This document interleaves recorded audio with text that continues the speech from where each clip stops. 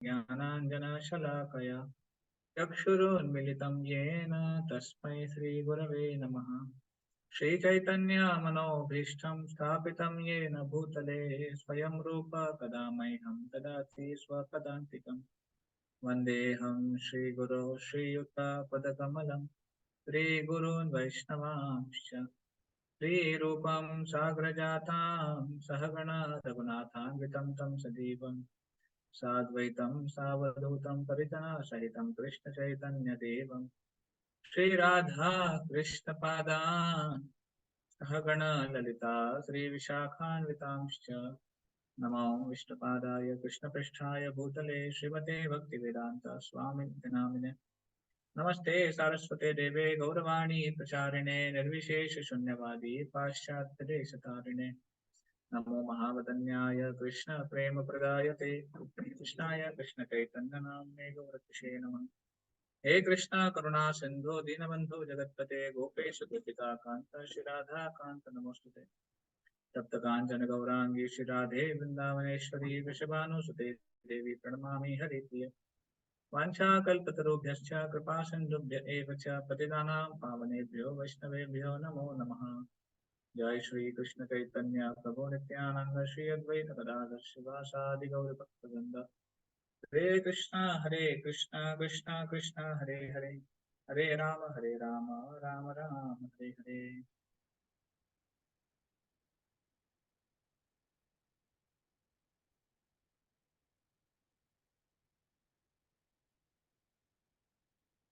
हरे कृष्ण। पुनः एक बार आप सबका स्वागत है हमारे आज के सत्र में। तो जैसे कि आप जानते हैं कि अभी एक विशेष महीना प्रारंभ हुआ है और उस महीने का नाम है कार्तिक मास। श्री कार्तिक मास की जय। तो देखिए भगवत गीता में भगवान बताते हैं मासा नाम मार्गशीर्षो हम। भगवान बोलते हैं कि मैं मासों में मार्गशीर्ष हूँ, कार्तिक नहीं हूँ। तो कृष्ण का अपना एक महीना है जो जो प्रिजाइडिंग डीटी भगवान कृष्ण है, जिस जिस महीने के अधिष्ठाता देवता भगवान है। वैसे हम जो अधिक मास इस साल में हमने ऑब्जर्व किया था पुरुषोत्तम मास, तो उसके भी अधिष्ठाता भगवान है, पुरुषोत्तम है, क्योंकि वो पहले मल मास के नाम से जाना जाता था और इतना आ, लोग उसको घृणा करते थे, पर जब भगवान ने उसको स्वीकार किया तब से वो विशेष हो गया। इसलिए हम लोग पुरुषोत्तम मास को मनाते भी हैं या फिर उसको विशेष मानते हैं। हालांकि श्री प्रभुपाद जी के समय प्रभुपाद जी ने इतना उसका नोटिस नहीं किया या फिर उसमें कुछ ज्यादा विशेष क्रियाएं नहीं कराई। बट कार्तिक के बारे में प्रभुपाद जी ने बहुत बोला है और कार्तिक के लिए विशेष जो व्रत हैं प्रभुपाद जी ने उसके बारे में भी चर्चा की है। तो इसलिए कार्तिक मास हमारे लिए ज्यादा स्पेशल है। देखिए हम सब लोग गौड़ीय वैष्णव हैं। इन वन सेंस गौड़ीय वैष्णव मतलब चैतन्य महाप्रभु के फॉलोअर्स। और चैतन्य महाप्रभु कौन है? श्री कृष्ण चैतन्य राधा कृष्ण नहीं अन्य।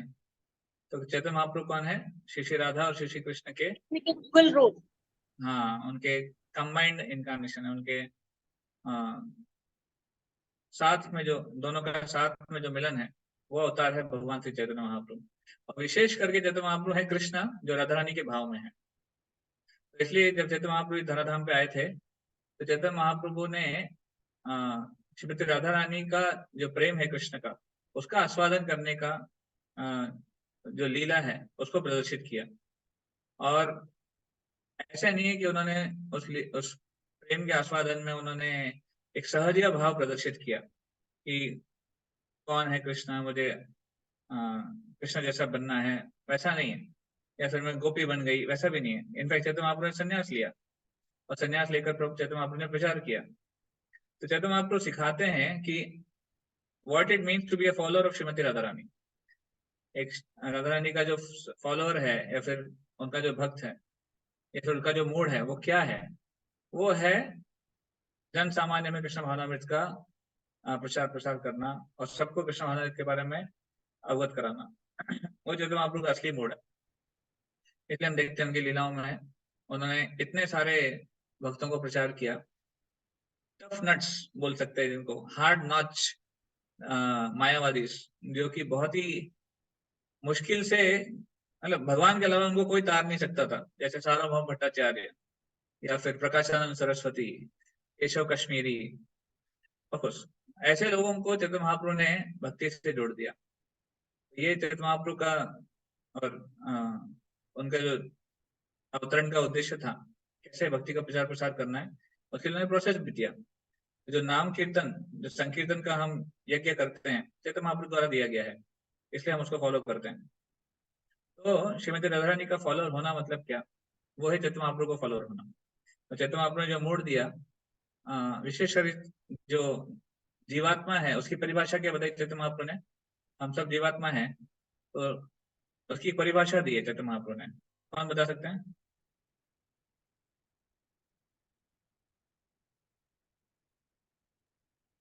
जीवात्मा क्या है? हरे कृष्णा प्रभु जी, दंडवत प्रणाम। हरे कृष्णा। Can answer?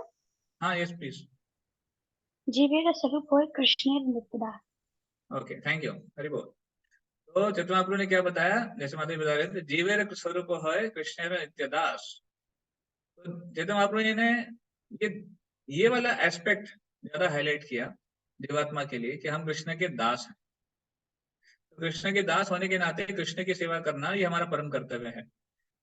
तो श्रील भक्ति सिद्धांत सरस्वती ठाकुर हमेशा चर्चा करते थे कि don't try to enjoy Krishna, Krishna का भोग मत करो, try to serve Krishna, Krishna की सेवा करो। कृष्ण का भोग करना मतलब क्या है? कृष्ण भावनामृत में भी अगर हमारी भोग की इच्छा है कि जो कृष्ण भावनामृत की जो विधियां हैं, प्रोसेसेस हैं, उसको में आनंद आना चाहिए, उसमें खुशी मिलनी चाहिए, एक प्रकार से ये भी भोग करने की इच्छा है। That is also called as enjoyment mentality. कि मुझे जब में आनंद नहीं आ रहा, या फिर मुझे आ, कीर्तन में आनंद नहीं आ रहा, या फिर मुझे प्रसाद में आनंद नहीं आ रहा है, तो ये आनंद की जो अपेक्षा है वो भी एक प्रकार से भोग।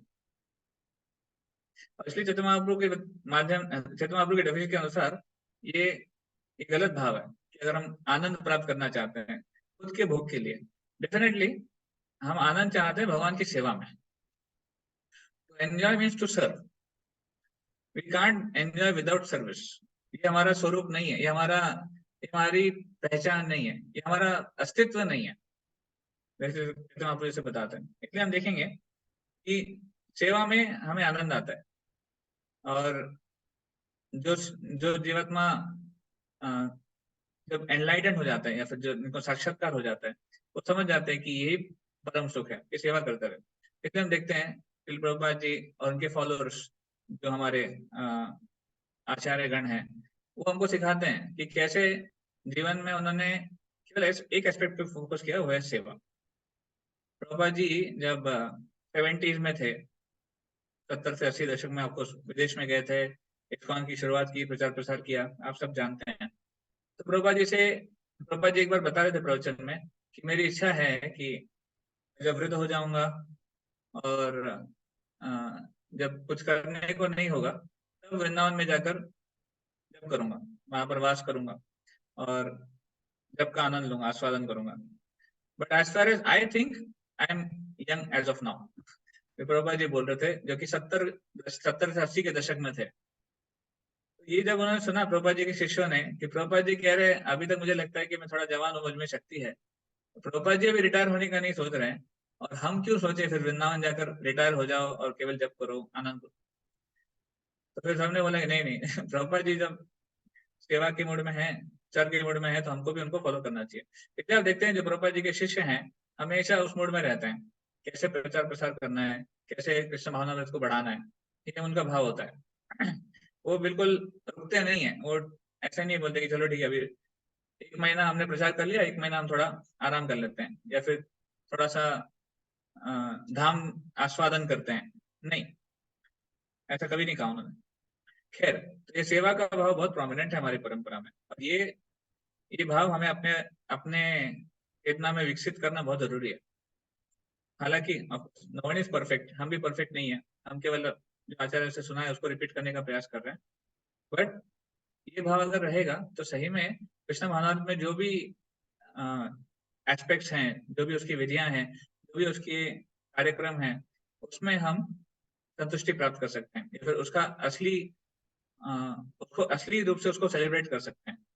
जैसे हम बोलते हैं कि कार्तिक मास एक व्रत है, कभी कोई कार्तिक मास चल रहा है तो ये एक व्रत है। ये कार्तिक मास भोग नहीं है, ये व्रत है।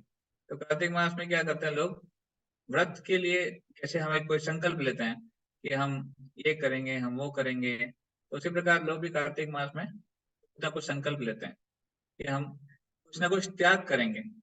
व्रत है तो कुछ तो त्याग आवश्यक है, तो इसलिए क्या त्याग करेंगे, तो जो भी हमारी फेवरेट चीज है उसका त्याग करेंगे। जो भी चीज हमारी कृष्ण भावना में बाधा है उसको त्याग करेंगे। वो कार्तिक मास व्रत का एक महत्व है। ऐसा नहीं कि कार्तिक मास में ही करना है। कई बार ये एक थोड़ा सा, फिर उसके बारे में हम बात करते हैं। कार्तिक मास का नाम कैसे आया? तो कार्तिक ये नाम आता है, ये एक विशेष नाम है श्रीमती राधा रानी का, कृतिका, कृतिका देवी। उसी नाम से इस महीने को कार्तिक नाम आता है। और क्योंकि कार्तिक का महीना है, कृतिका देवी का महीना है, तो इसकी इसलिए जो इसकी अधिष्ठाता देवी है वो है श्रीमती राधा रानी। और क्योंकि श्रीमती राधा रानी का महीना है इसलिए हमारे लिए बहुत स्पेशल है, क्योंकि राधा रानी का भाव इस महीने में प्रकट जो करेंगे उनको बहुत कृपा मिलेगी, उनको बहुत आशीर्वाद मिलेंगे भगवान की सेवा में आगे बढ़ने के लिए। ऐसे तो कृष्ण हमारे प्रिय हैं, वर्शिपेबल हैं। तो कृष्ण के महीने से ज्यादा प्रिय हमारे लिए राधा रानी का महीना है, क्योंकि वो उनकी पूजनीय कृष्ण राधा रानी के पूजनीय है। तो we are followers of Shrimati Radha Rani, we are not the followers of Krishna. हमारे आचार्य जब अपनी परिभाषा देते हैं तो बोलते हैं कि हम राधा रानी के दास हैं। तो हम आपको जैसे कहते थे कि गोपीर भर्तुर पद कमलयोर दास दास दासानु दास। हम कौन है? अगेन वैष्णव, हम वैश्य परंपरा से जुड़े हैं, ब्रह्म माधव संप्रदाय से। तो हमारी हमारी पहचान क्या है? इस परंपरा से जुड़े होने के बाद गोपीर भर्तुर पद कमलयोर दास दासा, कि जो गोपियां हैं, ब्रज गोपियां, विशेष करके श्रीमती राधा रानी, उनके फॉलोअर्स, उनकी जो संगिनियां हैं, उनके पद चिन्हों में चलकर उनके दासों का दास बनने का हम प्रयास, सॉरी, उनके जो भर्तु हैं कृष्ण, उनके दासों का दास। क्योंकि राधा रानी का उनके जो संगी है उनका मूड है, इसे ही मूड हमारा भी आगे जाके विकसित होना चाहिए। तो इसलिए कार्तिक महीने का एक स्पेशल फीचर है कि हमारा दासत्व बढ़ना चाहिए, हमारा भगवान के ऊपर समर्पण बढ़ना चाहिए, हमारी सेवा भाव बढ़ना चाहिए, हमारा समर्पण सॉरी, हमारी जो अ, वैष्णव को जो सेवा करने की इच्छा है, या फिर भगवान की सेवा करने की इच्छा है, तो इच्छा में वृद्धि होनी चाहिए। That is all about the month of Kartik. बाकी सारी चीजें डिटेल्ड है, वो तो है ही कि इस महीने में क्या हुआ, इस महीने में क्या नहीं हुआ, इसका पुराणों में क्या उल्लेख है, वो सब है। That is true. तो इसका मेन उद्देश्य जो प्रभुपाद जी हमको बताते हैं कि to focus on the mode of seva, how can you do it more and more, like that. देखिए, भगवान विशेष करके ऐसे कुछ तिथियां हमको देते हैं जिस तिथियों में बहुत कृपा होती है, क्योंकि ये तिथियां एक बोनस ऑफिस का काम करती है, इसलिए एक विशेष अवसर। कभी कभी क्या होता है ना, रूटीन में हम थोड़े बोर हो जाते हैं कि सब कुछ सेम चल रहा है, वही दिन है और वही करना है, रूटीन हो जाता है। और रूटीन में फिर एक हमारी टेंडेंसी हो जाती है, हम डिले हो जाते हैं। बीच में कुछ फेस्टिवल आ जाता है, बीच में कुछ त्योहार आ जाता है, बीच में किसी आचार्यों का आविर्भाव तिरुभाव आ जाता है, बीच में एकादशी आ जाती है, बीच में ऐसे महीने आ जाते हैं। तो ये सारे इवेंट्स भगवान देते हैं हमारे ऊपर कृपा कर कर कि हम भक्ति में कुछ प्रगति कर लें।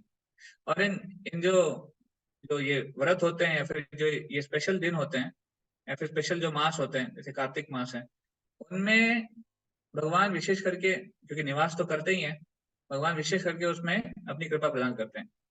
फिर इसमें कोई क्वालिफिकेशन नहीं देखते भगवान, इसका कितना क्वालिफिकेशन है।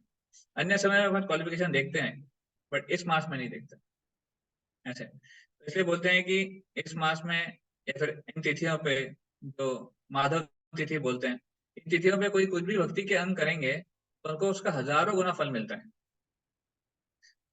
प्रोवाइडेड उनकी जो चेतना है वो सही है। सही चेतना क्या है ये पता होना चाहिए। क्योंकि व्रत करने के भी अलग अलग तरीके होते हैं। आजकल लोग व्रत करते हैं, हमने देखा है बचपन से, कई सारे प्रकार के व्रत होते हैं और स्टैंडर्ड भी अलग अलग होते हैं। प्रांत के हिसाब से, जगह के हिसाब से स्टैंडर्ड भी थोड़े चेंज हो जाते हैं। कुछ लोग व्रत करते हैं एक बार नहीं खाने का, कुछ लोग व्रत करते हैं केवल एकादशी खाने का, या फिर अलग अलग प्रकार के व्रत होते हैं। कोई सोमवार करता है, कोई मंगलवार करता है, कोई शुक्रवार करता है, कोई शनिवार करता है। अलग अलग पर्पज भी होते हैं। किस उद्देश्य से व्रत किया गया है, वही उद्देश्य का उसकी कृपा प्राप्त होती है, इस उद्देश्य के साथ हमने व्रत किया है। सेम व्रत है, अगर उद्देश्य अलग अलग है तो फल भी अलग अलग मिलेगा। जैसे हम देखते हैं रामायण की लीला में, रावण और उनके परिवार ने, जो उनके बंधु थे, भाई बहन थे, सबने व्रत किया था, सबने तपस्या करी थी। तो तपस्या सबने की, सेम कठोर तपस्या करी, पर सबका भाव अलग अलग था और इसके हिसाब से उनको जो वरदान मिले वो भी अलग अलग मिले। और हम जानते हैं विभीषण जो कि रावण के ही भाई थे, पर उन्होंने वरदान में भगवान की भक्ति मांगी, उनको वो प्राप्त हुई। ऐसे तो व्रत भले ही सेम है, हर कोई सेम व्रत कर रहे हैं, हर कोई उसी का पालन कर रहे हैं, पर जिसकी चेतना अगर भौतिक चेतना के साथ है या फिर भौतिक लाभ प्राप्त करने की चेतना है, तो फिर उस व्रत का उसको फायदा नहीं मिलेगा। उसको वही फायदा मिलेगा जो जिसके साथ वो अप्रोच करते हैं। जैसे भगवान गीता में कहते हैं, ये यथा माम प्रपद्यन्ते ताम तथैव भजाम्यहम् मम वर्तमानुवर्तन्ते मनुष्य Partha सर्वश। As you approach the Lord reciprocates accordingly. आप जैसे अप्रोच करते हैं भगवान वैसे करेंगे। इसलिए अप्रोच क्यों करना है बहुत जरूरी है, ये मूड बहुत जरूरी है। खैर, तो इसलिए हम कह रहे थे कि व्रत हमें करना है, पर व्रत का मूड इतना सेवा का होना चाहिए। इस महीने में बहुत सारे स्पेशल इवेंट्स आते हैं। अगर आप देखेंगे अन्य महीनों के मुकाबले इस महीने में बहुत ज्यादा स्पेशल इवेंट्स हैं। इसमें आप सेलिब्रेट कर सकते हैं, जिसको आप अच्छे से पालन कर सकते हैं और कृपा ले सकते हैं। जैसे पहला, इस महीने की शुरुआत ही कौन से विशेष अवसर से होती है, कौन बता सकते हैं?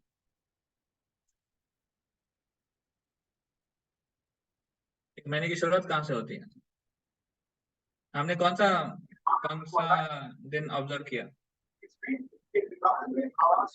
शरद हाँ, शरद पूर्णिमा। 28 तारीख को इस बार हमने मनाया शरद पूर्णिमा। हालांकि उस दिन ग्रहण था, बट फिर भी आपको ग्रहण से तो उसकी शोभा और बढ़ गई। तो शरद पूर्णिमा उस दिन क्या हुआ था? उस दिन भगवान ने अपने सबसे अनन्य भक्त जो हैं उनके भक्ति के साथ आदान प्रदान किया था। Okay, like that. तो गोपियां, हालांकि रासलीला हम बोलते हैं उसको, तो रासलीला को लोग बहुत चीपली लेते हैं या फिर बहुत गलत ढंग से भी देखते हैं। बट रासलीला, प्रभुपाद जी लिखते हैं, it is the top most exchange of love between Lord and devotees. उससे शुद्ध और कुछ नहीं है, वो सबसे उच्च है, बट उसको लोग बहुत नीचे गिरा देते हैं। वही है ना, भौतिक जगत में आध्यात्मिक जगत की परछाई होने के कारण जो भौतिक जगत में सर्वोच्च है, वो जो आध्यात्मिक जगत में सर्वोच्च है वो भौतिक जगत में उल्टा हो जाता है, सबसे नीचे चला जाता है। आध्यात्मिक जगत में भगवान और जो गोपियों का संबंध है वो सबसे उच्च है, क्योंकि वो प्रेम सबसे ऊंचा स्तर का प्रेम है, पर भौतिक जगत में वो नीचे स्तर पे आ जाता है, लाइक दैट। तो जब भगवान ने ये आदान प्रदान किया गोपियों के साथ, वो तो महत्वपूर्ण क्यों है? क्यों चैतन्य महाप्रभु ने अपने आप को गोपियों के दासों का दास बोल दिया? क्योंकि उनका पोजीशन वो है। हालांकि इतने सारे भक्त हैं, हम शास्त्र में पढ़ते हैं, नारद नारद मुनि है, ब्रह्मा जी है, प्रहलाद है, ध्रुव है, पांडव है, और बहुत सारे अन्य भक्त हैं। बट सबसे अगर कंपैरिजन नहीं कर सकते, बट फिर भी अगर पोजीशन वाइज दिखा है तो गोपियों को सबसे ऊपर रखा गया। क्यों? क्योंकि उनका सेक्रीफाइस सबसे ज्यादा है, उनका जो त्याग है वो सबसे ज्यादा है। तो इन शॉर्ट, भगवान को वो पसंद है जो सबसे ज्यादा त्याग कर सकता है भगवान की प्रसन्नता के लिए। अगर हम भगवान की प्रसन्नता के लिए अपने आनंद का त्याग करने को तैयार है तो भगवान हमसे प्रसन्न है। तो गोपियों ने क्या त्याग किया? देखिए, गोपियों, अगर उस समय की सोसाइटी आप देखेंगे, उस समय का जो एरिस्टोक्रेटिक, उस समय का जो सिस्टम था, सोशल सिस्टम, उसमें एक स्त्री का जो पोजीशन है वो अलग था। उस समय अगर किसी स्त्री को घर से बाहर रहना है और वो भी एक रात या फिर कुछ समय के लिए रात में, तो उनको फिर स्वीकार नहीं किया जाता था, उनको कोई स्वीकार नहीं करता था, बहिष्कृत हो जाते थे। तो इस दिन जिस दिन भगवान ने रासलीला करी, उस दिन गोपियां अपने घर द्वार को छोड़कर अपने अ, अपने एक प्रकार से उनके पालन करता है, उनका भी एक प्रकार से त्याग कर कर भगवान के पुकार को, भगवान से आदान प्रदान करने के लिए गए थे। अब देखने को ये लग सकता है कि ये अ, व्यभिचार है क्या, ये व्यभिचार है क्या या फिर ये गलत है क्या? तो ऐसा नहीं है, क्योंकि ये जो है आत्मा के स्तर पर है। बाबा जी कृष्णा बुक में क्लियरली लिखते हैं कि जब गोपियां भगवान से मिलने गए थे, तब आत्मा जो है उनकी, वो भगवान के साथ थे, हालांकि उनके शरीर उनके घरों में थे। अब ये कैसे है, क्या है, ये बहुत उच्च विषय है, हम इसको लॉजिकली पकड़ नहीं सकते कि ब्रो जी आत्मा गई थी तो गोपियां कहाँ गई थी, वो सब नहीं है। पॉइंट इज, आत्मा के स्तर का क्योंकि मिलन है भगवान का और अ, गोपियों का, तो प्रभुपाद जी लिखते हैं कि आत्मा गए थे, आत्मा के रूप में गोपियां वहां गई थी मिलने के लिए, और सब कुछ त्याग दिया उन्होंने। उनका जो उनके जो प्रिय था, अपने पति, अपने बच्चे, अब जो जो गृहस्थ भक्त हैं जिनके बच्चे हैं वो समझ सकते हैं इस चीज को, अपने माता पिता का शेल्टर, सब कुछ एक प्रकार से साइड में रख के भगवान के पुकार को उन्होंने प्रायोरिटी दिया। ये सरेंडर, ये त्याग भगवान को बहुत प्रसन्न हो गया। आपको अभी पुकार किसकी थी? भगवान की थी, इसलिए हो गई। भगवान से अगर कोई आकर्षित है तो इसमें कोई गलत नहीं है, लाइक दैट, ये उस समय वो दर्शाना चाहते थे। भगवान ने उनको बुलाया उस दिन, वो गए, भगवान ने बोला थैंक यू आने के लिए, बहुत बहुत धन्यवाद, अभी आप जा सकते हैं। तो गोपियां कुछ बोली नहीं, पर वो शर्मा रहते हैं। उनका भाव ये था कि अभी हम कहाँ जाएंगे, हम आपके साथ रहने आए हैं, आपके साथ आदान प्रदान करने आए हैं, हम कहाँ जाएंगे, और अभी कौन स्वीकार करेगा हमको? तो भगवान ने वो भाव उनका देखा और उनको स्वीकार किया। और आप जानते हैं, जैसे भागवत में वर्णन आता है कि भगवान ने उस दिन जो रासलीला की वो एक रात की नहीं थी, भगवान ने उस एक रात को ब्रह्मा जी की रात में बदल दिया था। ब्रह्मा जी की ब्रह्मा जी का एक दिन या फिर एक रात, उनके 12 घंटे, मतलब आप जानते हैं कितना बड़ा होता है। हमारे जो सतयुग, द्वापर युग, त्रेता युग, कलयुग, ये जो 4 युगों का साइकिल है, ऐसे 1000 साइकिल, ऐसे 1000 साइकिल होते तो ब्रह्मा जी का एक दिन होता है, और उतनी ब्रह्मा जी की एक रात होती है। तो भगवान ने उस एक रात को ब्रह्मा जी की रात में बदल दिया। मतलब कितना समय भगवान उनके साथ आदान प्रदान किया। भगवान ने क्यों किया है? क्योंकि गोपियों का जो प्रेम था वो सर्वश्रेष्ठ था और शुद्ध था, प्योर, लाइक दैट। तो इसलिए उनको उनको बहुत ऊंचे स्तर पर रखा गया। और उस लीला में भी बहुत सारे लेसन हैं, हम उसमें नहीं जाएंगे अभी डिटेल में। पर उस लीला में एक मुख्य लेसन आता है कि बीच में जब रासलीला हो रही थी, तब कुछ गोपियों के मन में एक प्रकार से थोड़ा अहंकार आ गया था कि कृष्ण हमारे साथ है, मेरे ही साथ है, कृष्ण नृत्य कर रहे हैं। तो भगवान ने इस भाव को हटाने के लिए भगवान उनके नजरों से ओझल हो गए, भगवान चले गए, और फिर कृष्ण कहीं नहीं थे। जो सारी गोपियां थी एक प्रकार से कृष्ण के विरह में थी, तो तब सब साथ में आते हैं और साथ में भगवान के नाम का कीर्तन करते हैं। उसको हम गोपी गीत के नाम से, बहुत प्रसिद्ध है वो, उसका कई सारे आचार्यों ने बहुत गुणगान भी किया है, गोपी गीतम जयति तेदिकम। तो उसमें एक फेमस श्लोक है जो विचार को भी दर्शाता है। What is the shloka? Starts with, I think 9th verse of Gopi Geetam, मैं भूल रहा हूँ। तव कथामृतम, राइट। तव कथामृतम तप्त जीवनम अविपीडितम कल्मषापहम श्रवण मंगलम श्रीमदाततम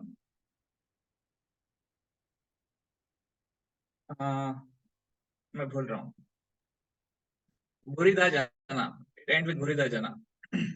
तो बेसिकली उसमें गुणगान किया गया है कि जो भी भगवान की कथाओं का गुणानुवाद करते हैं, भगवान के बारे में चर्चा करते हैं, उनको गोपियों ने बहुत अ, गोपियों ने उनको सम्मान किया है। गोपियों ने कहा कि वो भूरिदा है, मतलब सबसे कृपालु है, मोस्ट बेनिफिशिएंट, सबके ऊपर आशीर्वाद प्रदान करने वाले हैं, ऐसे। तो अभी हम चर्चा कर रहे थे कि गोपियां का पोजीशन क्या है। गोपियां सबसे ऊंची हैं भक्ति में, और गोपियां उनको सम्मान करती हैं कि जो भगवान की कथा का प्रचार प्रसार कर रहे हैं, भगवान का गुणानुवाद कर रहे हैं। देखिए मतलब एक प्रचारक का पोजीशन कितना बड़ा है, और हम सब वो प्रचारक बनने का प्रयास कर रहे हैं। प्रभुपाद जी ने हम सबको लाइसेंस दे दिया है, everybody can preach. Prabhupada ji ने क्या चैतन्य महाप्रभु ने दिया है, जारे देखो तारे कहो कृष्ण उपदेश, हमारा क्या गुरु भैया तारो ही देश। चैतन्य महाप्रभु ने आज्ञा दे दी है कि जाओ और प्रचार करो, जाओ और सबको तारो। चैतन्य महाप्रभु ने हमको वो पोजीशन दे दिया है जिसका गोपियां भी सम्मान करती हैं। गोपियां कौन है? जो सबसे ऊंची भक्त है। Can imagine? अब ये बहुत ही उच्च स्तर का विषय है कि हम जो कर रहे हैं। प्रभुपाद जी ने हमको जो मोड़ दिया है, इस्कॉन में प्रैक्टिकली हर कोई प्रचारक है। आप देखेंगे प्रभुपाद जी ने जो शिक्षाएं दी हैं, शुरुआत से हमको वो आ, वो मूल दिया है कि आप चुप नहीं बैठ सकते, आपको जाके बताना है। आप कम से कम 4 लोगों को बताइए या फिर शेयर कीजिए, लाइक दैट। फिर अपना प्रैक्टिस ऐसा रखिए कि लोग उससे इंस्पायर हो जाएं। तो हर कोई प्रचार कर रहा है। ऐसे बोलता है, कुछ भक्त बता रहे थे कि इस्कॉन में 6 महीने पुराना डिवोटी भी आजकल इतना ट्रेनिंग ले लेता है कि कहीं जाकर एक मंदिर या सेंटर खोल सकते हैं, लाइक दैट। खैर, तो ये शरद पूर्णिमा का दिन जो था, ये विशेष दिन था जब हमने इसका जो इस कार्तिक मास की शुरुआत एक प्रकार से उस रात से होती है, शरद पूर्णिमा की रात से, जिसमें हाँ मैं बता रहा था कि गोपियां साथ में आकर भगवान को स्मरण करते हैं। ये जो एसोसिएशन है, भक्तों का संग, वो सिखाने के लिए भगवान ने लीला की कि भक्तों का संग कितना आवश्यक है। अगर आपके मन में कलमश आ जाएगा कि मैं भगवान का बड़ा भक्त हूँ, या फिर भगवान मेरे साथ आदान प्रदान करते हैं, तो भगवान वहां से निकल जाएंगे, भगवान वहां नहीं रहेंगे। तो जैसे ही आप भक्तों के साथ में आते हैं और विरह के भाव में भगवान से प्रार्थना करते हैं, कृपा की अभिलाषा करते हैं, तो भगवान वहां पे उपस्थित हो जाते हैं। जब सबने ऐसा भाव प्रकट किया तो भगवान खुद तो ना वहां पे अगेन वहां पर आ गए और उनकी लीला जारी रहेगी। ये एक लेसन वहां से हमको मिलता है शरद पूर्णिमा के अवसर पर। उसके बाद इस महीने में और बहुत सारी विशेष तिथियां आती है। अभी हर तिथि का वर्णन बहुत सुंदर है। जैसे नरोत्तम दास ठाकुर का तिरुभाव दिवस इस महीने में पड़ता है। नरोत्तम दास ठाकुर, इनका जो अपने गुरु के प्रति शरणागति थी, बहुत ही वंदनीय है। इनके गुरु नरोत्तम दास ठाकुर खुद एक बहुत ही बड़े और धनी परिवार से थे, और उनके जिनको वो गुरु के रूप में स्वीकार करना चाहते थे, वो एक प्रकार से अनपढ़ थे और सन्यासी थे, तो उनके पास कुछ था ही नहीं भौतिक रूप से। पर फिर भी नरोत्तम दास ठाकुर उनकी भक्ति को देखते हुए उनसे दीक्षा की अभिलाषा करते थे, लोकनाथ गोस्वामी से। और क्योंकि लोकनाथ गोस्वामी इनको नरोत्तम दास ठाकुर को बहुत बड़ा भक्त मानते थे, क्योंकि चैतन्य महाप्रभु नरोत्तम दास ठाकुर के बारे में पहले भविष्यवाणी कर चुके थे कि एक नरोत्तम नाम का भक्त आएगा और भक्ति का प्रचार प्रसार करेगा। तो चैतन्य महाप्रभु खुद नरोत्तम दास ठाकुर का गुणगान किए हैं। तो लोकनाथ गोस्वामी कहते थे कि आपको भगवान की कृपा ऑलरेडी मिल गई है, मैं क्या आपको दीक्षा दूंगा। तो लोकनाथ गोस्वामी दीक्षा देने को तैयार नहीं थे। नरोत्तम दास ठाकुर जो कितने महान है, चैतन्य महाप्रभु ने उनको ऑलरेडी सैंक्शन कर दिया कि महान भक्त है, वो इतने सुंदर हैं, वो इतने धनी परिवार से हैं, पर वो दीक्षा के लिए भिक्षा मांगते हैं, भीख मांगते हैं लोकनाथ गोस्वामी से, क्योंकि लोकनाथ गोस्वामी देते नहीं है। जब नरोत्तम दास ठाकुर प्रयास करते रहते हैं कि मुझे कृपा कीजिए, मुझे दीक्षा दीजिए, और उनकी मीनियल सेवा करते हैं, उनको नम्र भाव से उनके लिए तुच्छ सेवा करने के लिए भी तैयार हो जाते हैं। मीनियल सेवा, आपको तुच्छ नहीं बोल सकते, मीनियल मतलब जो कि बहुत छोटी छोटी सेवाएं हैं उनके लिए। तो वर्णन आता है कि नरोत्तम दास ठाकुर जहाँ पे लोकनाथ गोस्वामी सुबह की शौच क्रिया करते थे, उस जगह को साफ करने जाते थे अपने हाथों से, वहां पर उसको तैयार करते थे नरोत्तम लोकनाथ गोस्वामी को सुविधा देने के लिए। उनको लगता था कि ये एक सेवा मैं कर पाऊंगा गुरु के लिए, और क्या मैं करूं, मेरे गुरु तो और कुछ मांगते ही नहीं है, ये एक सेवा करते थे। लोकनाथ गोस्वामी जब देखे कि ये रोज कैसे ये जगह बहुत साफ होती है, क्या कौन है, तो उन्होंने एक दिन पीछे छुप के देखा कि कौन है, तो उन्होंने देखा कि नरोत्तम दास ठाकुर है और वो ये सब कर रहे हैं। बहुत आश्चर्यचकित हो गए।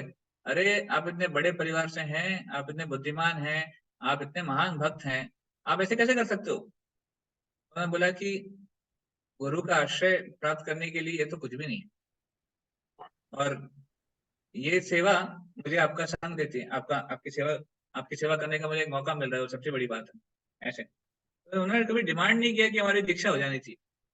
कई बार हमारे मूवमेंट में भक्तों का रहता है कि हमारी दीक्षा क्यों नहीं हो रही है और हमको गुरु का आश्रय क्यों नहीं मिल रहा है, मैनेजमेंट खराब है, मैनेजमेंट हमको आगे नहीं बढ़ा रहा है, हमारा नाम आगे जा नहीं रहा है। ऐसे बहुत सारे कंप्लेंट होते हैं लाइक दैट। तो ये सब नहीं होना चाहिए। नरोत्तम दास ठाकुर से हम ये सीखते हैं कि दीक्षा एक कृपा है, और वो कृपा जब गुरु देना चाहे तभी मिलेगी। हमको प्रयास करना चाहिए और वेट करना चाहिए। खैर, तो ये एक अच्छा तिथि उस दिन आते हैं, इस महीने में आती है। इस महीने में एक बहुत विशेष चीज आती है, वो है बहुलाष्टमी, राधा कुंड का आविर्भाव दिवस, जो कि 5 तारीख को है इस बार। उस दिन राधा कुंड का प्राकट्य हुआ था। उसकी बहुत सुंदर लीला है। भगवान ने एक अरिष्टासुर नाम के असुर का वध किया था, और अरिष्टासुर बहुत गर्वित था। तो आचार्य कहते हैं कि अरिष्टासुर गर्व का प्रतिनिधित्व करते हैं। जो भी गर्वित होता है, भगवान उसके गर्व को हरण करते हैं। अरिष्टासुर उसका प्रतीक था। भगवान ने अरिष्टासुर, ये बैल के रूप में आया था, भगवान ने इसका वध किया। तो गोपियों ने कहा कि आपने तो बैल का वध कर दिया, आपका नाम तो गोपाल है, तो आपको प्रायश्चित करना होगा, आपको सारी पवित्र नदियों में जाके स्नान करना होगा। तो भगवान ने कहा कि मैं नहीं जाऊंगा, मैं सबको यहीं बुला लूंगा। तो भगवान ने सारी नदियों का आह्वान किया, तो सब वहीं आ गई, और वो बन गया श्याम कुंड। तो भगवान ने कहा राधा रानी को और गोपियों को कि आपने एक असुर का साथ दिया है, इसलिए अभी आपको भी प्रायश्चित करना पड़ेगा, तो आपको भी स्नान करना पड़ेगा सारी पवित्र नदियों में। तो भगवान ने बोला ठीक है, श्याम कुंड में स्नान कर लो। गोपियों ने बोला नहीं, हम श्याम कुंड में स्नान नहीं करेंगे, हम तो अपना कुंड बनाएंगे। तो उन्होंने अपनी चूड़ियां तोड़ी और चूड़ी से कुंड खोदने लग गए। आप सोचिए, कुंड खोदने का काम चूड़ियों से हो रहा, और गोपियां थी, सब लोग कर रहे थे। और उसके बाद मानसी गंगा, जो कि काफी दूर है उस स्थान से, एक लाइन, एक चेन बना दी, और मटके में, घड़े में मानसी गंगा से लाकर पानी यहाँ पर लेके आया जा रहा था, और उसको भरा जा रहा था। तो कैसे संभव है इतनी दूर पानी लाना, और एक ही घड़ा, कहाँ से कुंड बनेगा? तो सब इतनी थक गई, हताश हो गई। तो जो भगवान के निर्देश पे जो सारी पवित्र नदियां थी, गंगा, यमुना, सरस्वती इत्यादि, इन्होंने राधा रानी से प्रार्थना की कि आप हमें सेवा का मौका दीजिए, हम आपका कुंड भर देते हैं। तो राधा रानी ने तुरंत स्वीकृति दे दी, और वैसे सारी नदियों ने राधा रानी का कुंड भर दिया, और वो बन गया राधा कुंड। तो श्रीमती राधा रानी ने उसमें स्नान किया, और भगवान कृष्ण ने भी उसमें स्नान किया। ये कहिए कि राधा रानी का कुंड है, तो मेरे लिए बहुत बहुत ही स्पेशल है, इसलिए वो राधा कुंड विशेष हो गया। इस प्रकार राधा कुंड श्याम कुंड का प्राकट्य हुआ था, और इस कुंड के इर्द गिर्द हमारे आचार्य ने निवास किए हैं, वहां पर भजन किया है। कई सारे वैष्णवों ने, मतलब प्रत्येक संप्रदाय से वैष्णवों ने राधा कुंड श्याम कुंड के पास भजन किए हैं, निवास किए हैं, क्योंकि ये बहुत ही विशेष स्थान है, बहुत ही इंपोर्टेंट स्थान है पूरे सृष्टि में। रूप गोस्वामी हमारे आचार्य जो बताते हैं नेक्टर ऑफ इंस्ट्रक्शन में, कि पूरी सृष्टि में सबसे पवित्र स्थान है श्री राधा कुंड, क्योंकि वो श्रीमती राधा रानी के प्रेम का प्रतीक। तो उस राधा कुंड का प्राकट्य इस महीने में हुआ है, कार्तिक के महीने में, इसलिए स्पेशल है। उसके बाद आता है दीपावली। हम जानते हैं दीपावली को हम मनाते हैं। तो एक्चुअली इस्कॉन से जुड़ने से पहले मुझे केवल पता था कि दीपावली मतलब राम जी विजय कर कर वापस आए थे, इसलिए हम दीपावली मनाते हैं, और आई थिंक यही सबको ही पता होगा, राइट? पर यहाँ जुड़ने के बाद मुझे एक और बहुत बहुत ही विशेष लीला पता चली, कि दीपावली वो दिन है जिस दिन दामोदर लीला हुई थी। ये पूरा महीना जो हम दामोदर मंथ के नाम से इसको सेलिब्रेट करते हैं, वो दिन दीपावली का दिन था, जो लीला हुई थी। और वो लीला भी बहुत मधुर है। उस दिन भगवान को उखल से बांधा गया था, बहुत स्वीट लीला है। अभी हम अगले सेशन में उसकी चर्चा करेंगे। तो ये जो दामोदर लीला है दीपावली का दिन, ये इस महीने में हुआ था। उसके बाद गोवर्धन पूजा, ये इस महीने में हुई थी। गोवर्धन पूजा भी, इसका उद्देश्य था इंद्र को, इंद्र का मान हरण करना। देखिए, आप ये सारी लीलाएं देखेंगे ना, तो बहुत सारे भगवान ने लीलाएं की हैं भक्तों को रक्षा करने के लिए इस महीने में। तो ये गोवर्धन पूजा वाला दिन भी था, जिस दिन भगवान ने गोवर्धन धारण किया था, वो हम मनाते हैं दिवाली के अगले दिन विशेष करके। उसके बाद प्रभुपाद जी का तिरुभाव दिवस। श्रील प्रभुपाद जी ने सारे महीनों में इस महीने को चुना अपनी लीलाओं को अंत करने के लिए। तो प्रभुपाद जी का तिरुभाव दिवस भी इस महीने में है। ये कोइंसिडेंट नहीं है, ये प्रभुपाद जी की इच्छा है। ऐसे नहीं कि प्रभुपाद जी का तिरुभाव इस महीने में हो गया, ऐसा नहीं है। आप अगर लीलामृत पढ़ेंगे प्रभुपाद जी के जीवनी के बारे में जो है, लीलामृत में क्लियरली वर्णन आता है कि प्रभुपाद जी ने प्लान किया था अपना जो तिरुभाव है। Plan in the sense date वगैरह नहीं, बट प्रभुपाद जी ने खाना पीना छोड़ दिया था। प्रभुपाद जी ने एक प्रकार से समझ गए थे कि अभी उनकी लीलाएं समाप्त होनी है। इवेंचुअली फिर कार्तिक महीने में प्रभुपाद जी का तिरुभाव हुआ। वो जिन्होंने पूरे विश्व में कृष्ण भावना का प्रचार प्रसार किया, पूरी दुनिया को वृंदावन सिखाया, उन्होंने वापस वृंदावन में आकर अपना अंतिम जो लीलाएं हैं उसको करी। End of course Prabhupada ji के जो शिष्य हैं, जो उनकी सेवा में थे लास्ट में, अंत में, वो बताते हैं कि Prabhupada taught us not only how to live but he also taught us how to die। कैसे अपना देह त्याग करना है प्रभुपाद जी ने सिखाया, किस चेतना में करना चाहिए। आखिरी दिन तक प्रभुपाद जी भागवतम का ट्रांसलेशन करते रहे। और आप देखेंगे प्रभुपाद जी के आखिरी के परपोर्ट्स अगर आप देखेंगे, पढ़ेंगे, 10th कैंटो 13 चैप्टर, ये आखिरी अध्याय था जो प्रभुपाद जी ने ट्रांसलेट किया, 10वें स्कंद का 13वां अध्याय, ब्रह्मो विमोहन लीला। उसके परपोर्ट्स इतने सटीक हैं। और प्रभुपाद जी ने लास्ट में अगेन एसोसिएशन के ऊपर और वैष्णव अपराध से बचने के लिए उसके ऊपर तात्पर्य दिए हैं। मतलब जाते जाते ही प्रभुपाद जी उसके ऊपर इतना फोकस करके गए थे। इसलिए हम विशेष करके प्रभुपाद जी के फॉलोअर्स, उनके लिए विशेष महीना है, विशेष दिन है प्रभुपाद जी का तिरुभाव दिवस, जिसको हम मनाते हैं। उसके बाद गोपाष्टमी इस महीने में पड़ती है। गोपाष्टमी अगेन भगवान का गौपालन का फेस्टिवल है। भगवान का नाम गोपाल है, जो गौ के पालक हैं, गौ माता के। और गोपाष्टमी के दिन भगवान को चार्ज मिला था गायों को चराने के लेके जाने के लिए, तो इसलिए उसको भी मनाया जाता है धूमधाम से पूरे ब्रज में, पूरे भारत में, और विशेष करके इस्कॉन में भी, क्योंकि प्रभुपाद जी ने इसके बारे में काफी चर्चा की है, गौ सेवा के बारे में। तो ऐसे महीना पूरा भरा हुआ है, और भी बहुत सारे ओकेजन है इस महीने में, ये मेन ओकेजन है। तो कार्तिक मास इतने सारे ओकेजन से भरा हुआ है। हमेशा भक्त लोग आकर सेलिब्रेट करते हैं।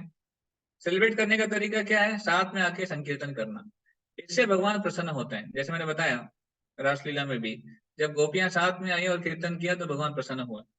भगवान को प्रसन्न करने का तरीका है, जैसे भगवान गीता में कहते हैं परस्परानुकथनम, that verse Krishna talks about bodhayanta parasparam. Krishna says mad chitta mad gata prana bodhayanta parasparam kathayantascha mam nityam tushyanti taramanti cha। भगवान कहते हैं जो मेरे भक्त हैं, मद गता मद प्राण, वो मेरे अलावा और कुछ सोचते नहीं है, और मैं उनका प्राण हूँ, और मेरे बारे में ही हमेशा चर्चा करते हैं। बोधयंत परस्परम, आपस में मेरे बारे में चर्चा करते रहते हैं। कथयंतस्य माम नित्यम, हमेशा मेरी कथा करते रहते हैं एक दूसरे को। दुष्यंति च रमंति च, और उसमें वो संतुष्टि अनुभव करते हैं, और उसमें वो रमण भी करते हैं। मतलब उनका पास टाइम भी वही है और उनका सेटिस्फैक्शन भी वही है। That is the natural satisfaction for the soul to talk about the supreme lord and his pastimes. तो इसलिए भगवान प्रसन्न होते हैं जब भक्त लोग साथ में आके संकीर्तन करते हैं। संकीर्तन मतलब केवल हरिनाम संकीर्तन, मतलब केवल हरे कृष्ण महामंत्र का कीर्तन नहीं। संकीर्तन मतलब any activity done in the glorification of Lord और लॉर्ड्स प्योर डिवोटी संकीर्तन। जैसे कभी कभी हम भगवान भागवतम क्लास होती है, वो भी संकीर्तन है। द्रौपदी का ग्लोरिफिकेशन होता है, वो भी संकीर्तन है। भगवान के शुद्ध भक्तों के गुणगान में कोई भी एक्टिविटी कीजिए, वो संकीर्तन है। सब भक्त साथ में आके करते हैं, वो संकीर्तन है। तो हम चाहते हैं, सॉरी, भगवान चाहते हैं कि इस महीने में सब लोग सब साथ में आए, बहुत सारे ओकेजन मनाएं और संकीर्तन करें। एनीवे, तो अभी इस व्रत को कैसे पालन करते हैं? जैसे आपने सुना है कि इस व्रत में हम कुछ ना कुछ एक कमिटमेंट लेते हैं। तो इट इज रिकमेंडेड कि जनरली इस व्रत में भक्तों को अपने अपना ज्यादा से ज्यादा समय भगवान के नाम में या फिर भगवान की सेवा में, भगवान के श्रवण में देने का प्रयास करना चाहिए। That is recommended in this month entirely. और जो हमारा आलस है उसको त्यागना चाहिए। तो पहला रिकमेंडेशन आता है इस महीने में कि सुबह जल्दी उठकर भगवान के नाम का जप करना, सुबह जल्दी उठकर भगवान की आरती करना, भगवान को दीप दान करना, ये होना चाहिए। तो first regulation is to get up early in the morning. ऊपर बैठो। बहुत लोग जनरली यही करते हैं कि इस महीने में प्रयास करते हैं। जो लोग नहीं उठ रहे हैं उनकी बात कर रहा हूँ मैं। जो उठते हैं ऑलरेडी दे कैन कंटिन्यू। तो इस महीने में प्रयास करते हैं कि ब्रह्म मुहूर्त के समय उठकर हम भगवान की सेवा पूजा में लग जाएं। तो एटलीस्ट ये महीना हम प्लान कर सकते हैं कि हम सुबह जल्दी उठें, 5 बजे, 4:30 बजे, 4 बजे बेस्ट है। 4:30 बजे अगर हम मंगल आरती अटेंड कर सकें या फिर हम जब शुरू कर दें हमारा, दैट इज बेस्ट। तो ये पहला चीज है, ब्रह्म मुहूर्त में उठना सुबह और स्नान कर साधना भक्ति में लगना। First thing. Second thing is दीपदान। तो इस महीने में दीपदान करने का बहुत महत्व है। भगवान को दीप अर्पण करना, श्री राधा दामोदर जी या फिर जो भी विग्रह हमारे पास हैं उनको हमको लैम्प दिखाना चाहिए, दीप। तो दीप जो है ये हमारे अहंकार और मन का प्रतीक है। जब हम दीप दिखाते हैं तो हमारी जो इंद्रियां हैं उसको हम भगवान की सेवा में लगा रहे हैं। That is the meaning of lamp offering. जो पंच प्रदीप होता है, पंच प्रदीप में जो 5 दीप होते हैं वो हमारे 5 इंद्रियां हैं। और जब वो घी में डूबे होते हैं तो वो एक अहंकार के समान है या फिर वो गर्वित होते हैं। उसको जलाया जाता है, जला के भगवान को ऑफर किया जाता है। तो इसका मतलब हम उसको भगवान को ऑफर अर्पण कर रहे हैं, हमें नहीं चाहिए वो। तो इस प्रकार दीप का महत्व है। तो जब हम रोज दीप दान करते हैं भगवान को, इस महीने में विशेष करके सुबह शाम दीप दान करने का उसका रिकमेंडेशन है, करना चाहिए।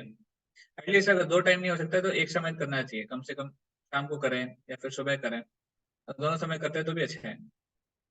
और प्रार्थना करनी चाहिए कि भगवान हमें अपनी सेवा में संलग्न कीजिए। हमारा जो अहंकार है, फॉल्स ईगो, अहंकार मतलब फॉल्स ईगो की बात करें, जो कि मूल है सभी हमारे अनर्थों का। सभी अनर्थ हैं क्योंकि ये मिथ्या अहंकार है, फॉल्स ईगो।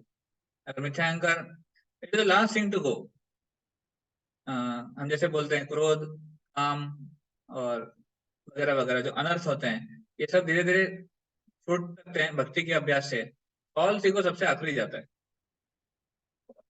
जब तक हम भौतिक जगत में है फॉल्स ईगो रहता है। फॉल्स ईगो जाना मतलब हम भौतिक जगत से आध्यात्मिक जगत चले गए, ऐसा होता है। तो ये प्रार्थना हम करते हैं दीपदान कर कर। और रोज शाम को दामोदर अष्टकम, अगर सुबह शाम हो सकता है 2 समय तो वो भी ठीक है। एटलीस्ट एक समय दामोदर अष्टकम का पाठ करना चाहिए, क्योंकि जो दामोदर लीला, जो मैंने आज चर्चा नहीं की, हम अगली बार करेंगे, वो लीला को स्मरण करते हुए एक गीत है, दामोदर अष्टकम। बहुत सुंदर गीत है, सत्यव्रत मुनि द्वारा लिखा गया है। और इस लीला के माध्यम से एक भक्त के, एक साधक के भाव को भी प्रदर्शित करता है। और अगर आप चैतन्य श्री चैतन्य शिक्षाष्टकम पढ़े हैं, बहुत सिमिलैरिटी है दामोदर अष्टकम में और चैतन्य शिक्षाष्टकम में, बहुत सारी सिमिलैरिटीज है अगर आप उसका मीनिंग पढ़ेंगे तो। इसलिए दामोदर अष्टकम को, लीला को स्मरण करते हुए, अच्छा ठीक है, लीला का एक महत्वपूर्ण अंग मैं बता देता हूँ। जब यशोदा मैया भगवान को बांध रही थी, हमेशा जो रस्सी थी वो 2 उंगली छोटी पड़ जाती थी, और जितनी भी रस्सियां लाई गई वो हमेशा 2 उंगली छोटी पड़ गई। तो हमारे आचार्य बताते हैं दो उंगली का मीनिंग क्या है। हालांकि आपको पता होगा, तो जिसको नहीं पता उसके लिए, कि 2 उंगलियां मतलब एक हमारा प्रयास और एक भगवान की कृपा। तो जब तक प्रयास और कृपा दोनों नहीं है तब भगवान प्रसन्न नहीं होते, भगवान बंधते नहीं है। यशोदा मैया प्रयास कर रही थी बांधने का, तो भगवान की इच्छा नहीं थी, इसलिए भगवान बन नहीं रहे थे, हमेशा वो 2 उंगली छोटी पड़ जाती थी। जब भगवान ने इच्छा करी कि ठीक है मैं बन जाता हूँ, तब बन गए।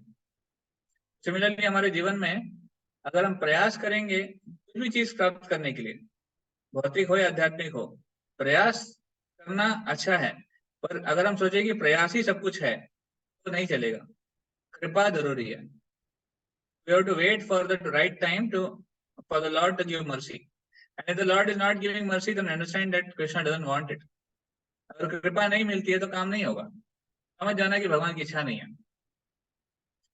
तो दोनों आवश्यक है, केवल प्रयास आवश्यक नहीं है। आजकल भौतिक जगत में ये होता है, लोग कहते हैं कि प्रयास करो, कर्म करो और सब कुछ हो जाएगा। आप कर मेहनत करोगे तो फल जरूर मिलेगा। तो ठीक है, ये तो फैक्ट है कि मेहनत करना चाहिए, पर केवल मेहनत ही सब कुछ नहीं है। हम कर्मवादी नहीं है। प्रयास जो केवल करते हैं, केवल जो केवल कर्म के ऊपर विश्वास रखते हैं और कृपा के ऊपर नहीं रखते हैं, वो कर्मवादी हो जाते हैं। तो ये सही नहीं है। दूसरा एस्पेक्ट था कृपा। कृपा आवश्यक है, तो बिना प्रयास के भगवान कृपा नहीं करेंगे। अगर कोई कहता है कि कृपा होगी तो ही होगा, हम क्यों प्रयास करें? भगवान को कृपा करनी है तो कर ही देंगे, ये भी गलत है। ये हो गया दैववाद कि भगवान की इच्छा है तो होगा, भगवान की इच्छा है तो नहीं होगा। हालांकि ये सही है, तो भगवान हमारे कर्मों के अनुसार कृपा करते हैं। We have to do our duty by doing our karma and we have to leave the rest on Krishna by accepting his mercy. तो ये दामोदर लीला से ये 2 चीजें सीखने को मिलती हैं कि हमको कर्म भी करना है, मतलब प्रयास भी करना है, और भगवान की कृपा की अभिलाषा भी करनी है। उसके बिना काम नहीं होगा। एनीथिंग इन आवर लाइफ, उसके लिए दोनों चाहिए। तो जब हम दामोदर को लैंप ऑफर करते हैं या फिर भगवान को दीपदान करते हैं, प्रार्थना करना चाहिए कि हमारा आपके प्रति जो समर्पण है वो बढ़े, और हमारा साधना भक्ति का प्रैक्टिस हम अच्छे से करें। साथ में आपकी कृपा अगर है तो हम अच्छे से ग्रो कर पाएंगे। तो दीज आर फ्यू रिकमेंडेशंस। हाँ, उसके साथ मतलब कुछ व्रत करते हैं कि इस महीने में कुछ आप आपकी फेवरेट चीज छोड़ सकते हैं जो चीज आपको लगता है कि भक्ति की प्रगति में बाधा हो सकती है। जैसे कुछ लोग हैं जो कहते हैं कि हम मीठा नहीं खाएंगे, क्योंकि उनको लगता है कि हमें मीठे खाने की आदत ज्यादा है, ओवर ईटिंग हो जाता है, कभी कभी कंट्रोल नहीं कर पाते हैं, तो वो मीठे का त्याग करते हैं। कुछ लोग कहते हैं कि हम माला ज्यादा करेंगे। जनरली रिकमेंडेड है कि 16 माला तो आप करते ही होंगे, 16 से 2 माला एक्स्ट्रा करें या फिर 4 माला एक्स्ट्रा करें, एज पर आपके पास जितना समय है और जितने आपकी इच्छा है उसके अनुसार। जो भी व्रत आप लेंगे वो आपको पालन करना है। माला करने का लोग व्रत लेते हैं, कुछ त्याग करते हैं, जैसे मैंने बताया, मीठा छोड़ते हैं या फिर ऐसे कुछ चीजें, कुछ कमिटमेंट लेते हैं कि हम प्रभुपाद जी के बुक्स और नियमित रूप से पढ़ेंगे। कभी कभी हमारा बुक रीडिंग ठीक से हो नहीं पाता है, एटलीस्ट इस महीने के माध्यम से देखिए। ये जो व्रत हम बात कर रहे हैं ये क्यों कर रहे हैं? क्योंकि कुछ भी हम कमिटमेंट लेते हैं या फिर संकल्प लेते हैं, उसके साथ बहुत कृपा होती है। When you take some vow to please the Lord gives you lot of uh, lot of mercy to fulfill that vow also. भगवान की प्रसन्नता के लिए भगवान की प्रसन्नता के लिए अगर हम कुछ प्रण या फिर व्रत लेने का प्रयास करते हैं, भगवान के साथ भर भर की कृपा देते हैं कि आप उस व्रत का पालन कर सको। इसलिए शक्ति व्रत से आती है। जो व्रत का प्रयास करते हैं उससे भगवान शक्ति देंगे। आप ये मत सोचो कि कैसे होगा, हम कैसे कर पाएंगे। लोग कर लेते हैं, मतलब कभी कभी लोग अनबिलीवेबली भी, जिनको विश्वास नहीं होता कि हम कर सकते हैं, फिर वो कर लेते हैं, क्योंकि भगवान कृपा देते हैं, भगवान आशीर्वाद भी देते हैं ना। तो भगवान वन साइडेड नहीं है।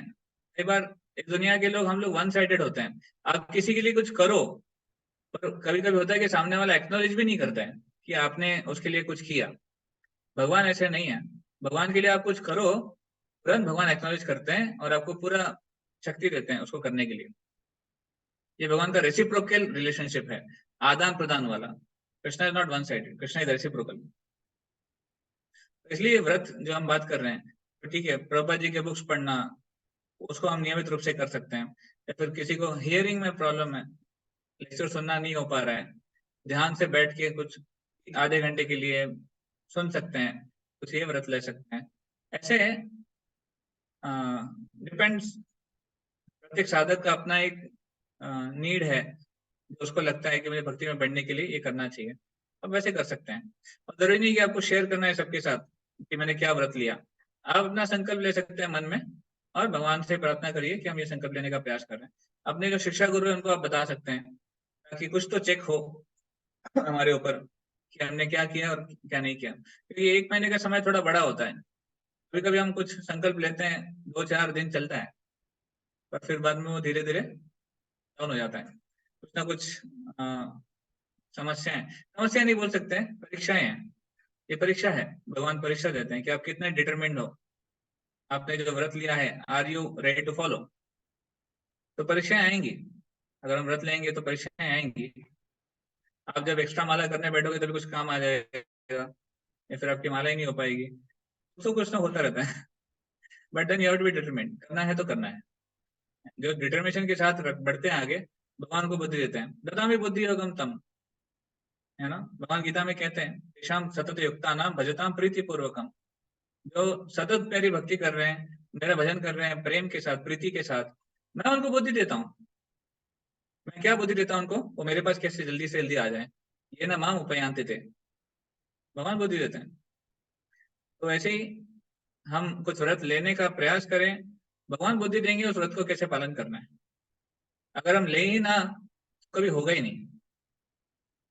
इसलिए बताया जाता है धाम वास, इस महीने में बताया जाता है कि लोग धाम दर्शन करते हैं या फिर धाम वास करते हैं, धाम में एक्स्ट्रा कृपा मिल जाती है।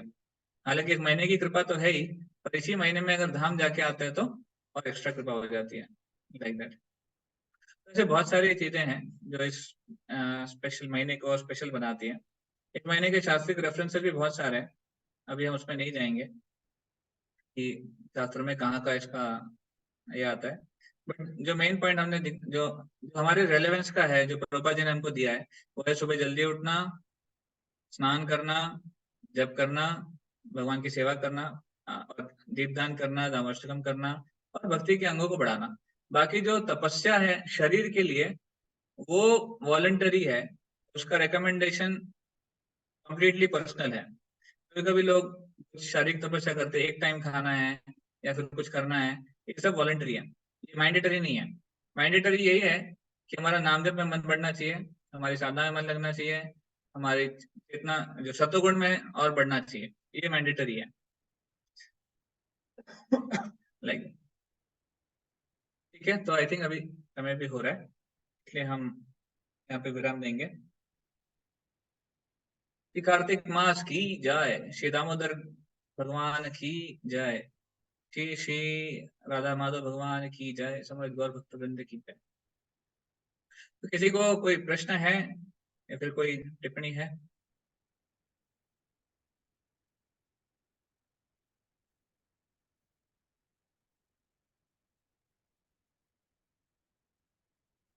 ओके, आई थिंक चैट में आशुतोष प्रो पूछ रहे हैं। आशुतोष प्रो इज देयर? यस प्रभु, उन्होंने हैंड रेज भी किया हुआ है। हाँ आशुतोष जी बोलिए, आपको बोलना है।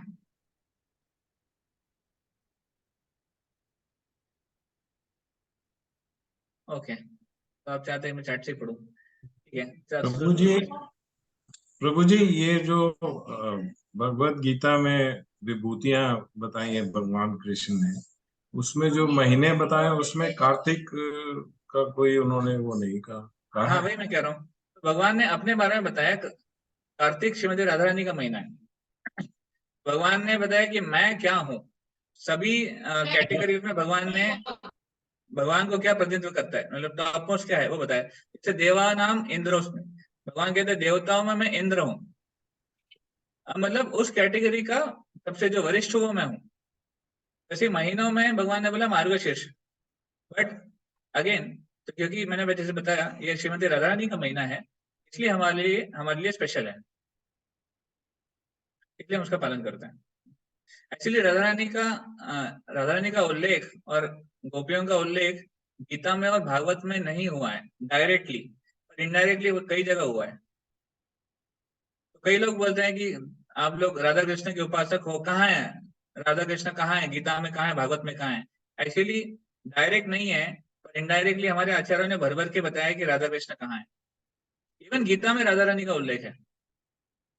हमारे आचार्य बताते हैं जब भक्ति की डिफिनेशन आती है, भक्ति बिना श्रीमती राधा रानी की कृपा के हो ही नहीं सकती। तो जब भगवान बोलते हैं माम एकम शरणम व्रज, तो मेरे को शरण जाओ, जैसे व्रजवासी, जैसे व्रज व्रज के भक्तों ने शरण किया है, उसमें कौन है? श्रीमती राधा रानी सुप्रीम है। वहां भी गीता में भी भगवान राधा रानी का उल्लेख इनडायरेक्टली करते हैं, डायरेक्टली नहीं, क्योंकि राधा रानी का जो भाव है वो स्पेशल है और उसको ऐसे ओपनली डिस्कस नहीं करते भगवान। अभी एक महात्मा जी हैं, आचार्य हैं, वो टीवी पे दे रहे थे उस दिन यही बात कि भगवत गीता में और भागवत में राधा रानी का है ही नहीं उल्लेख। वही वही हम कह रहे हैं। तो हाँ, वो लोगों, आजकल उसको वायरल कर रहे हैं, वीडियो में कर रहे हैं। कोई बात नहीं, ऐसे लोग बहुत आते हैं और जाते भी हैं। देखिए प्रभु जी, ये हाँ, जुगनू की तरह होते हैं। छोटे जुगनू जो है ना, रात को चमकते हैं। वो ऐसे होते हैं जो आते हैं और चले जाते हैं। सूर्य है जो दिन में चमकता है, जैसे सूर्य आता है सब कुछ शांत हो जाता है। इस सोशल मीडिया पे अपना रिकॉग्निशन कराने के लिए लगता कर रहे हैं। मुझे तो यही लगा कि सोशल मीडिया पे अपना नाम आ जाए, तो इसलिए कुछ ना कुछ इस तरह की बात करने से एक्चुअली लाइन। क्या होता है, अगर आप किसी बड़े व्यक्ति के बारे में कुछ कंट्रोवर्शियल बोलो तो आपका नाम आ जाता है। तो आपको प्रसिद्ध होना है तो आप किसी ऐसे व्यक्ति को उछालो जो प्रसिद्ध है, या फिर ऐसे टॉपिक को उछालो जो प्रसिद्ध है। एनीवे, हमको उस पर नहीं जाना है, हम क्या कर रहे हैं। हम जानते हैं कि राधा रानी, अब राधा रानी का नाम भागवतम में तो भर भर के है। खैर, तो इनका अष्टस्वर का प्रश्न है कि ब्रह्मा जी का ये दिन का कैलकुलेशन कहाँ से आया, तो भागवतम से आया। आप भागवतम पढ़ेंगे, वहां पे है ब्रह्मा जी का दिन का कैलकुलेशन है। अगर आज भगवान रासलीला के लिए गोपियों का आह्वान करेंगे, तो आदान प्रदान करेंगे, तो गोपियां अपने पति को छोड़ के चली जाएंगी। नहीं, अभी नहीं करेंगे, वो वर्ष के समय था जब भगवान लीला कर रहे थे। आज हम इतने सरेंडर्ड नहीं है कि कोई चले जाएगा भगवान को छोड़, अपने घरदार को छोड़कर। भगवान दूसरों की पत्नियों को आदान प्रदान के लिए बुलाएंगे ही क्यों? एक्चुअली यही ना, हमारा सिद्धांत क्लियर नहीं है। भगवान कौन है और ये गोपियां कौन है, हमारा सिद्धांत क्लियर नहीं है। देखो, भगवान पूर्ण पुरुषोत्तम है, ये सबके पति हैं, सात्वताम पति। दुनिया में एक ही पति है, वो भगवान है। हम सब जो अपने आप को जो भी लोग हस्बैंड्स हैं, जो अपने आप को पति मानते हैं, वो सब उसके प्रतिनिधि हैं। असली पति भगवान ही है। असली पुरुष दुनिया में केवल भगवान है, बाकी सब स्त्री है। भले वो पुरुष शरीर में है या स्त्री शरीर में है, क्योंकि जो जीवात्मा है वो सब स्त्री तत्व है या फिर वो प्रकृति तत्व है, और पुरुष तत्व केवल एक है जो है भगवान। इसलिए अगर भगवान अपने ही शक्ति का अगर भोग करें तो कोई गलत नहीं है ना। तो ये बेसिक है, इसमें ये अंडरस्टैंडिंग है मेरा कि ये हमको पता है, तब जाके हम रासलीला का डिस्कशन करते हैं, नहीं तो रासलीला का हम चर्चा भी नहीं करते कहीं पर। एक युग कितने वर्षों का होता है? अगेन कैलकुलेशन है उसका, 4,27,000 साल का कलयुग होता है, उसका डबल द्वापर होता है, उसका ट्रिपल त्रेता होता है, उसका 4 गुना सतयुग होता है।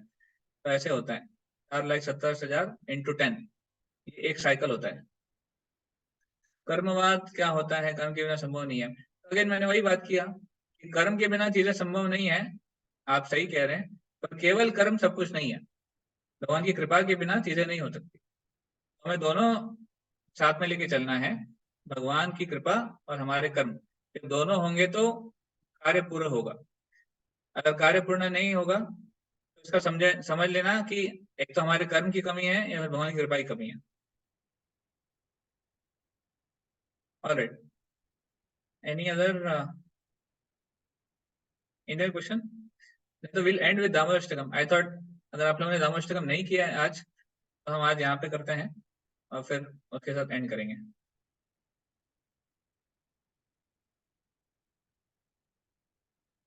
Okay, so first of all, lamp offering. Neeraj, you can you display how to offer the lamp?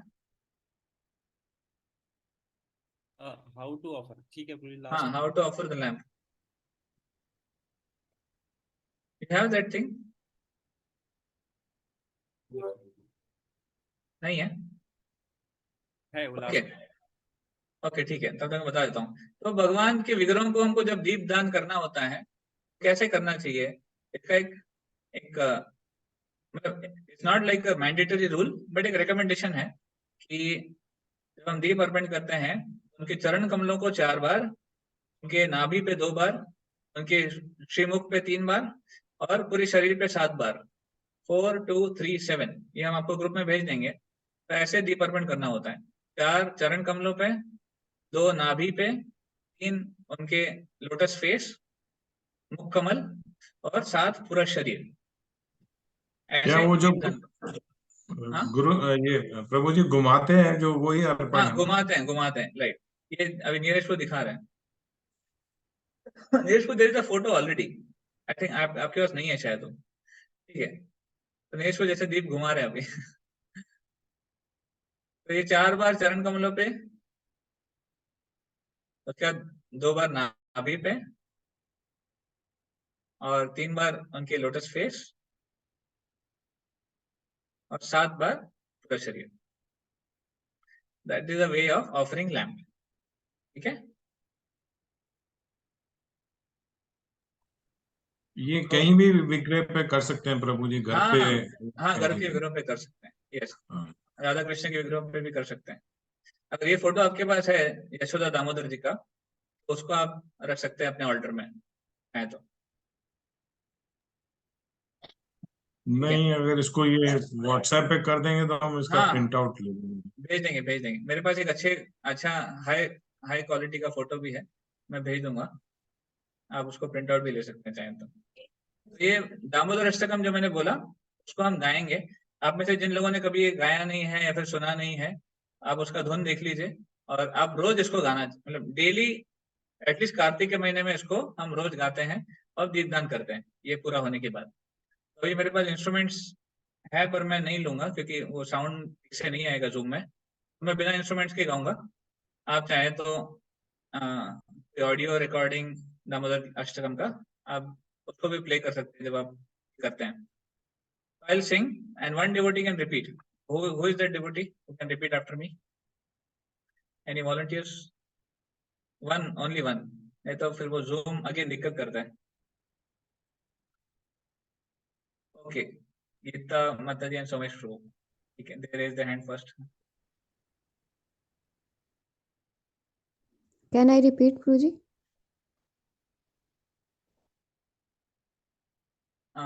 Okay, माना जी माता जी पूछ रहे हैं why 4237? एक्चुअली रेशियो नहीं है ये, it's a number of times we offer the lamp.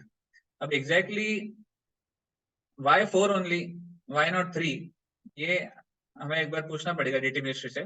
पर जो हमें हमें गाइडेंस मिला है डीटी मिनिस्ट्री से, शास्त्रों में ऐसा दिया हुआ है। Exact why number I am also not clear, मैं पूछ के बता सकता हूँ Y 4237 only.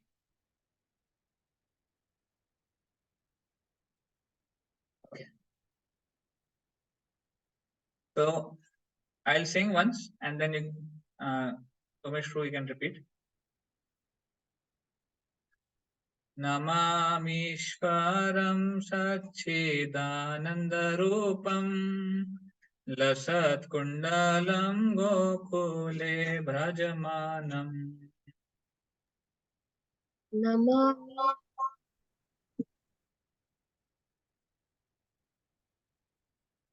You can unmute yourself. वो जी नमामि हम लोग को गाना है क्या? नहीं, एक्चुअली आप गाइए पर म्यूट रखिए, केवल सोमेश को गाएंगे अनम्यूट करके, क्योंकि नहीं तो जूम में थोड़ा दिक्कत करता है।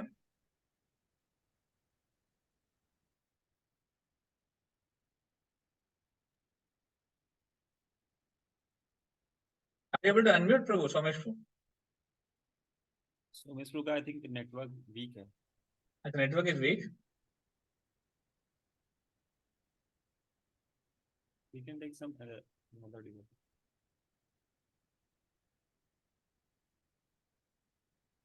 ओके,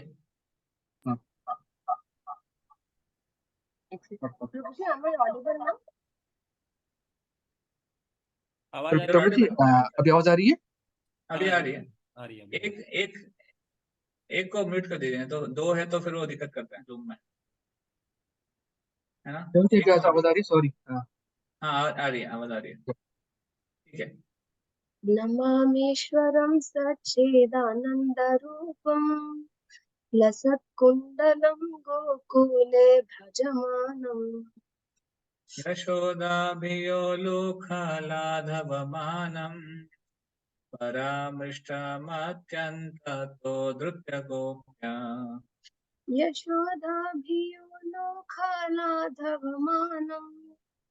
परामृष्टमत्यन्ततो धृत्यगोप्या रुदन्तमोहोर्नेत्रयुग्ममृजन्तम् कराम्भोजयुग्मेन सातङ्कनेत्रम् रुदन्तं मुहुर्नेत्रयुग्मं रजन्तम् कराम्भोजयुग्मेन सातङ्कनेत्रम् मुहुश्वासकम्पात्रिरेखाङ्ककण्ठा चितग्रैव दामोदरम् भक्तिबद्धम् मोहश्वासकम्पात्रिरेकाङ्ककण्ठा स्थितग्रैव दामोदरं भक्तिबद्धम् इति दृक्स्वलीलाभिरानन्दकुण्डे स्वघोषं निमज्जन्तमाख्यापयन्तम् इति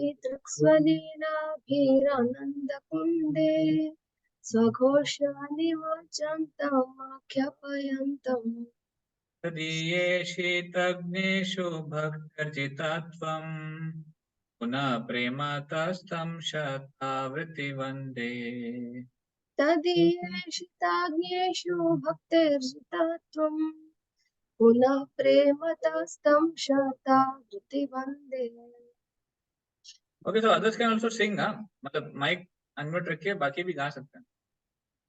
वरम देव मोक्षम न मोक्षवधिं वा न चान्यं वृणेऽहं वरेशदपीह परं देव मोक्षं न मोक्षं वदिं वा न चान्यं प्रणेहं परेषदपेह इदं ते वपुर्नाथ गोपालबालम् तदा मे मनस्याविरास्तं किमन्यै इदं ते वपुर्नाथ गोपालबाल सदा मे मनस्याभिरस्तं किमन्ये इदं ते मुखाम्भोजम् अत्यन्तनीलैर्मृतं कुन्तलैस्निग्धरक्तैष गोप्या इदं ते मुखं भोजमत्यन्तनीलै ऋतं कुन्तलैस्निग्धरक्तैश्च गोप्या मुहुश्चुम्बितं बिम्बरक्तधरं मे मनस्याविरास्तामलं लक्ष्यलाभै मुखश्चुम्बितं बिम्बरक्तं धरं मे मनस्याविरस्तं मालं लक्ष्यलाभे नमो देवदामोदरनन्तविष्णो प्रसीद प्रभो दुःखजालभिमग्नम् नमो देव दामोदरानन्त विष्णु प्रसीद प्रभो दुःखजलाधिमग्नो कृपादृष्टिवृष्ट्यातिदीनं बतानो गृहाणे क्षमामज्ञमेध्यक्षिदृक्ष कृपादृष्टिवृष्ट्या दीनां बतामि गृहाणे क्षमाज्ञामे दक्षिदृष्ट्या कुबेरात्मजो बद्धमूर्तिव यद्वत् त्वया मोचितौ भक्तिभाजौ कृतौ च कुबेरात्मजौ बद्धं चितं भक्तिभाजौ कृतौ च तथा प्रेम भक्तिं स्वकाम्ये प्रयच्छ न मोक्षे ग्रहो मेऽस्ति दामोदरेह तथा प्रेम भक्तिं स्वकामे प्रयच्छ न मोक्षे गृहो मेऽस्ति दामोदरेह नमस्तेस्तु धाम्ने सूरादित्तिधाम्ने त्वदीयोदरायाथ विश्वस्य धाम्ने। नमस्तेस्तु दाम्ने स्फुरदीप्तिधाम्ने त्वदीयोरधाथा विश्वस्य धाम्ने। नमो राधिकायै त्वदीयप्रियायै नमो नन्तलीलाय देवाय तोभ्यम्। नमो राधिकाय त्वदीया प्रियाय नमो नन्दलीलाय देवाय तुभ्यम्। जय श्री दामोदर अष्टकम की जय, श्री सत्यव्रत मुनि की जय। Thank you. ये एक जो ये 8 श्लोकों वाला दामोदर अष्टकम है, बहुत सुंदर है। जिसका मीनिंग हमने नहीं पढ़ा, आप मीनिंग जरूर पढ़िए। We can share in the group प्रभु द मीनिंग आल्सो, हिंदी में, हिंदी इंग्लिश। तो मीनिंग बहुत सुंदर है। मीनिंग है, अभी भी शो कर सकते हैं। हाँ, यू कैन टाइम थोड़ा सा एक्चुअली, हाँ that's what it take lot of time to read. आप ग्रुप में शेयर कर दीजिए, और जो मैंने फोटो आपको भेजा 4237 वो भी शेयर कर दीजिए। Yes yes. ओके, ठीक है। तो thank you all very much for joining. बहुत बहुत धन्यवाद। आप सबको कार्तिक मास की बधाई हो, और कार्तिक मास में जो जो भी आप व्रत लेने का संकल्प करेंगे उसके लिए भी आपको बहुत शुभकामनाएं।